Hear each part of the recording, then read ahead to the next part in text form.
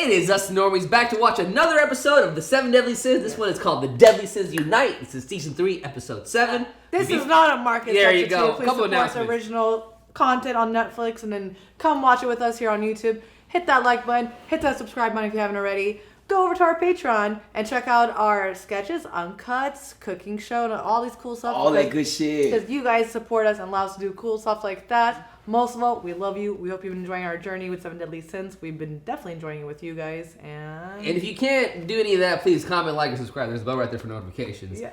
And, yeah. Come kick it with the 7 I just want to jump Deadly into this, Sins. dude, because like we left on a really good part. I want to see Diane wakes up or not. Yeah. Hey, I want to say FYI, man, this shit is really good. Yeah. I know I've said that so many times, but I think I probably mean it more right now than I've ever meant it. This shit's really good. I really love how you can, I'm able to piece some of the, anything that I can relate to the real world somehow, like anything at all, I love it. And there's a lot of little cute pieces here and there that I can relate to, like war. And it's super intentional. Like, yeah, it's super intentional. It's super intentional. Like, right. the reasons behind, it's crazy how, like, you know, animators can take little things like fairies and goblins and giants and relate it to, like, things that humans deal with on a regular day basis. Yeah. I love that shit. Love that. Let's do it.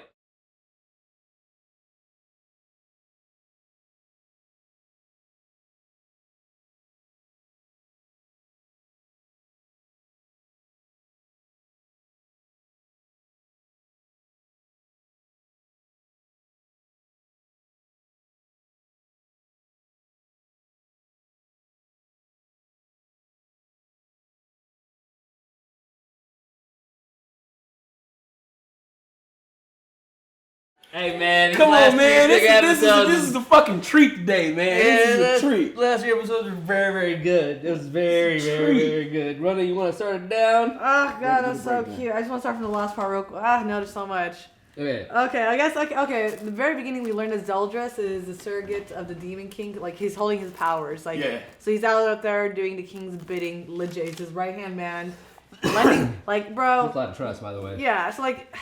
The Demon King, did we once learn that he was Meliodas' dad? Yeah, I think that's what we've been kind of... Is he though? I don't know 100%, but I'm guessing. They are a family. I'm guessing they might consider be the family. Zeldris, Meliodas, and the Demon King are somewhat together. That's why he lent Zeldris his powers, and he trusts him to lend it to Zeldris. It also would make sense as to why, like, I don't know if he was the commandment of piety at that time. He just had the demons, like the Demon King's power.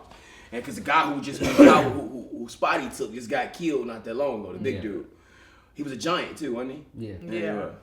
But I don't know. That's pretty cool that like he's just like the surrogate basically. I'm like, oh goddamn. So where's the Demon King gonna show his face? He just has so many people doing his bidding. And you just like he was strong, bro, and like just he can't be that strong because Diane ran from his ass. Exactly. Like he was sitting on her chest, and they showed a little cartoon clip of her running. Like that shit can we talk about that first of all? I just want to say. Droll, what the fuck? What the fuck? It's like you just kind of wanted her to die. That was so fucked up. I was literally looking at both of y'all like, do y'all it was like, what's going on? what he just said? Like, he does not care. And when she woke up, my man was like, damn, why you still alive? I know, except for her face. So like, and then the fact that like Diane ran. I mean, it's just like it was like a Diane thing. A Diane thing to do, but then again, they were all talking about like you know, giants don't run away from their fights. They do this, they do that. They have honor. I'm thinking like, yo, she's gonna like maybe beat his ass or some shit. You know what I mean? Maybe she's gonna get powerful. I thought she was gonna say not either choice, and they were gonna get into it. But like running away really made it funny. Yeah, because it made it funnier. It made it kind of simple. But she beat the system. That's what I'm saying. Because the reality, and you got to think about how deep it is. She created an option that wasn't there. The option was either become a 10 Commandment or die. It's like, bitch, I'm gonna run. Fuck me. Neither one of them sound cool. Bye. Like that's really cool that there was like an option C basically, and she got out of it. Like I'm really good. Like, fuck you, Droll. Like you guys were both the same. You know, both outcasted and all that shit. Like, but you guys notice they both have purple eyes. Diane. Yeah. You said that when they first went back. I didn't notice if his eyes were purple before. I thought his eyes were purple because Diane was in his body. Yeah. No. Man, No. Wait. Oh, wait. You might be right. No. You might be right. Like, was his eyes purple before Diane went into his body? Yeah. So I also really like the analogy. Man, they did really good. Where they were like they were like, Droll, you've never really been part of the Giants. You know, you were taller. You had skin, forearms, and then Diane's like, wait, I was kind of like Droll. Yeah. You know, it's like, because she didn't want to fight. She just wanted to do things and be like this merry little, like, happy little girl. You know what I mean? Just like being cutesy Diane and like. It was really good to see. No, I believe Dro was more savage. Like he was more savage. Like being an outcast, he became the king because nobody could beat him up. He had to be. Smart move though. Smart move. It was nice to see that Diane do the Matroda dance, the giant dance too. Yeah, they brought that back, so I like that a lot. Yeah, she was. But more about Diane, she got her memories back, so confirmed. You know, he gave her memories back, and she told King, she's like, I remember the promise, and now they kissed. And now, and she also knows about Meliodas and how Meliodas was a part of her past as well too. Because Meliodas was around for a while. And he's the original. He was he was actually he was the original friend. Yes. So sick. That's great. I'm so happy that she has her memories back, and she and King are finally together. I wonder what it does for her, like for what it does for like her power. The idea that she knows how long she's been alive now. It might help it. I hope so. I mean, imagine being alive for that long and not even remember like thousands of years of your life. Like that's a go through. There's been a lot of horrible circumstances on this show for certain people, and including Golter, like the circumstances of how he got here. Like I feel so bad for some of the things I've said about this guy. Oh no! Like I've said the worst thing I've said about anybody on this show. And I don't want to fast forward, but like we'll talk about it. Yeah, let's wait for one. No, you can't. No. I don't get what. Keep going. He says, "I love you." Memories back. Yeah. Says, "I love you" to King. That was really precious. Who? Diane and King. Yeah. That was really I don't know if you heard that. No, she did. No, she didn't. No, I don't know if you heard it before that. That was a big moment for King. Stop reading the notes, man. Let her read. Stop. Let her do it. After they say "I love you," she's like, "Oh, how's your back?" So you guys like baby wings back. Yeah. Hey, he's getting the wings, bro. So are those as big as they're gonna get? You think? I think he needs to drink more Red Bull because they give him wings. That was actually pretty good. I wish I had a better reaction for that. I don't like it. It was too good. It was too good. At least you drink Red. They give you wings. We were talking about earlier, laughing 4 seconds late. That was a good moment for that. Like, go ahead. I'm sorry.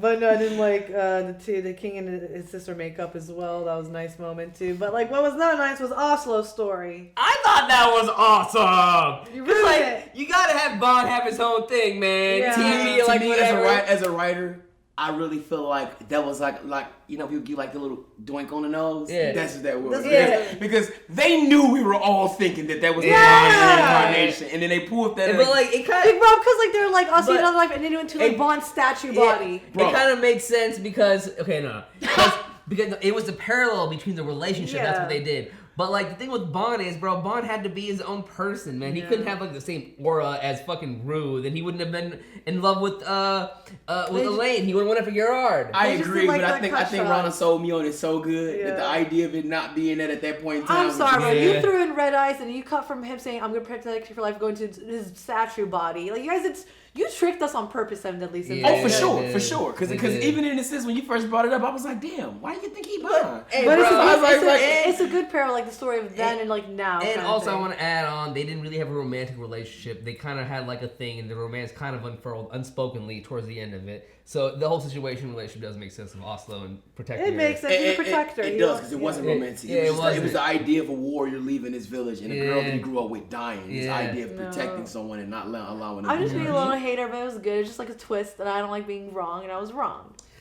It would have been dope if she was right, though. I get, but he. No, it was dope. My boy just dropped facts on us, man. Facts on facts, man. You're right. It was so, like Bond can't be fucking roles. Good shocking moment. It was a good shocking moment. He's too important. So King Bartha trying to come in and say everything, but then like that was dope. But like the Seven Deadly Sins being reunited underneath the call was so cool. Yeah, and then it wasn't the thing because it wasn't supposed to. It wasn't like magical or majestic. It was just done in Seven Deadly Sins fashion. Them two just falling like, oh shit! Very well said.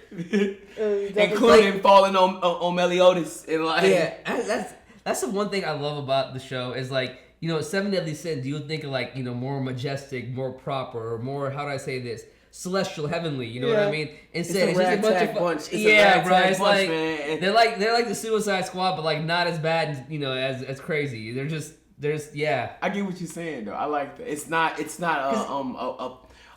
conformed type of group. It's really more of it's a random bunch of people. Yeah, because even if you look at their pictures, all their pictures, it's like I've realized all the pictures of Meliodas and all the sins or whatnot.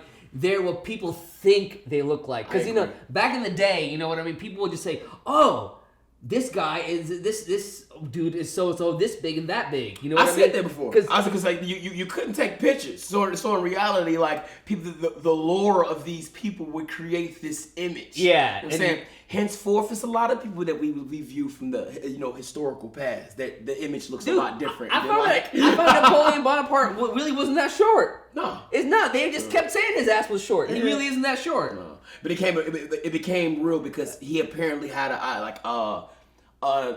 guess he didn't like the way people viewed him. Yeah. So it turned into this thing where it actually changed the way people like how he looked. Dude, like that's nuts. That's crazy. Yeah. Regardless of anything else, Rhonda. No, it's just funny to see King Bartha come in and try to say something, then like Magic City Merlin just kept like over talking him and stuff. Yeah. But so like he has his heart. I don't know what kind of little memory he got from there. I think Gotho right now ran because he's too scared to deal with things. He's just like over like, oh, what the fuck, and he just ran. Yeah. But it's cool that they're all gonna go after him. He's a baby, bro. Yeah, he's a baby. And like reality, like now I know. And then like what's crazy is that was 3,000 years ago. It's still part of the story that we missing. It's like, what the fuck happened? Yeah. Why did you forget that? How did you lose that heart? Yeah. How did it get out of your body? And they said it's somebody like we talked about it. Remember when Gotho had got like placed up for a little while? Somebody had shut him off. I think Merlin shut him off for a while. Like, what happened? What did you do that, Merlin? Did you take that, or did you acting so surprised? How did he lose his heart? She's like, magic heart? Yeah, you know everything. You know, girl. You know everything. But like, I get why he ran away, but I'm so happy the whole team's going after him. And like, Diane turned to like this smaller version of herself, and King is carrying her. So it was so cute. They're like, we're on. It's the next adventure time. I'm ready for it, y'all. We'll see you guys on the next one. Bye. Peace. Thank you all so much for watching this week's episode of The 7 Deadly Sins. We'd like to give a special shout out to our super patrons, Exploring Dylan, Ruby, Aaron, Joe Mike, Sarah McVan, and Mr. Momus. Thanks again and have an awesome day.